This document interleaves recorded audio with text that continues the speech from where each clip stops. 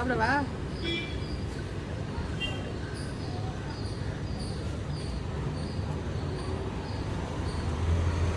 சூப்பரா இருக்குப்பா.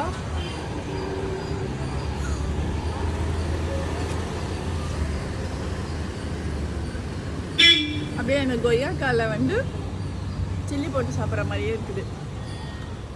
கொய்யா பழமும் அந்த உப்பு மிளகு தடவி சாப்பிட்டா அப்படி இருக்கும், அந்த மாதிரி இருக்குது. நல்லா இருக்குது ஃப்ளேவர்.